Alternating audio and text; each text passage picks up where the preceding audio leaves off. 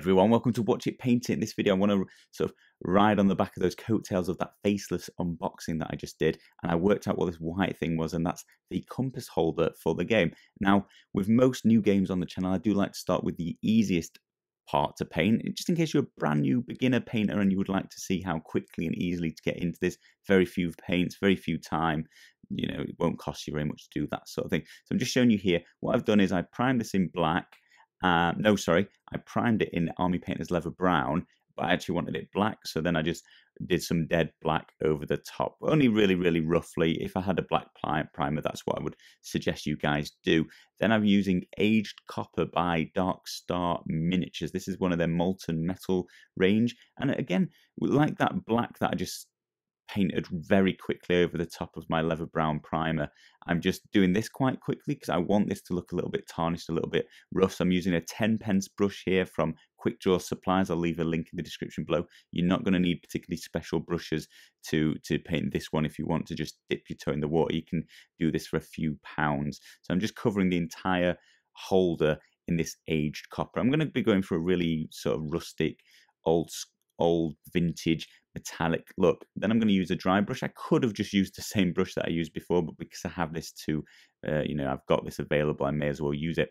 And I'm going to be using antique gold to start to brighten this up and give a little bit of shine. So I'm going to go around the edge of the cap for this holder and really shine up that the edge. I don't know how else to describe it.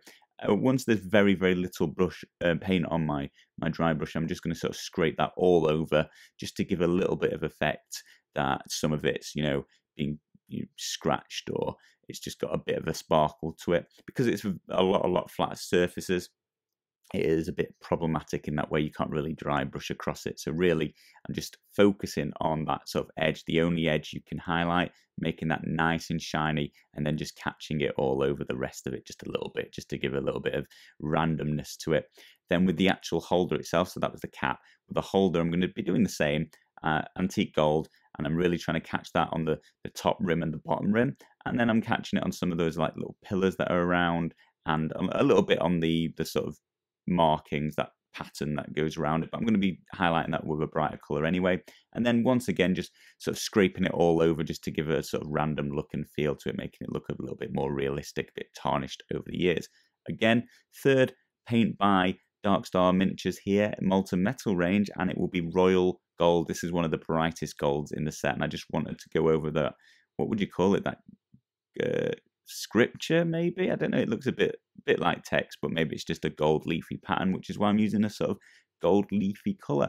And at this point I'm going to use one of my fancier, better brushes, but again, a 10 cents brush if you just want to dip your toe in the water and try out painting, as long as it's got fine point, and you're only going to need to use it once. My only issue really with cheap brushes is they don't often have a fine point, but it's normally fine enough you'll get one paint job out of it, and that's the other thing, you normally only get one paint job out of it. But if you just want to try it, it's only going to cost you 10-20 cents.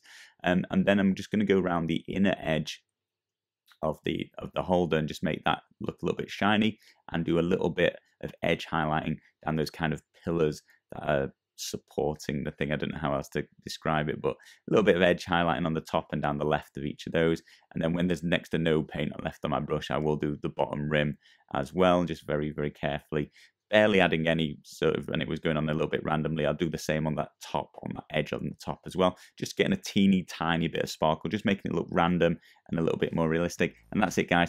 15 minutes work that was, and that's how it looks when it's complete. First, I've varnished this afterwards using a satin varnish as well, just to protect it during gameplay. But yeah, 15 minutes, really quick. You can dip your toe and test it out. And if you're an experienced painter, you've got a super quick win there that you'll be able to knock out really quickly and have one of the 5 sort of pieces on the game complete and ready to go. And with that, if you're new to the channel, do hit subscribe, and we'll paint some of the miniatures next. Thank you all ever so much for watching.